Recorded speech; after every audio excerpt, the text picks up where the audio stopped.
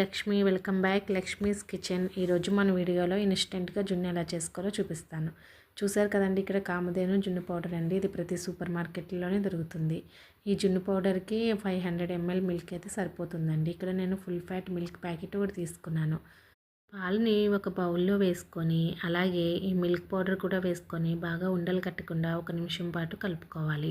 ఇలా కలుపుకున్న తర్వాత దీనిలో 150 గ్రామ్స్ బెల్లం కూడా వేసుకొని 1 నిమిషం పాటు బెల్లం బాగా కరిగే వరకు కలుపుకోవాలి. 150 గ్రామ్స్ అయితే బెల్లం కరెక్ట్గా సరిపోతుందండి.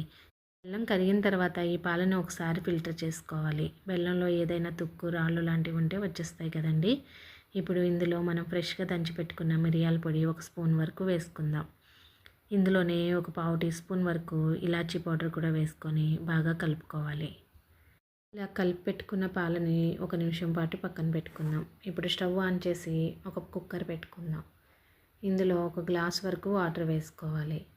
ఇప్పుడు మనం కలిపి పెట్టుకున్న పాలను కూడా పెట్టుకొని దీనిపైన ఒక మూత పెట్టి, ఇప్పుడు కుక్కర్ మూత కూడా పెట్టుకొని ఒక 3 విజిల్స్ వచ్చే వరకు కుక్ చేసుకుంటే మనకి చాలా పర్ఫెక్ట్గా కుక్ అవుతుందండి.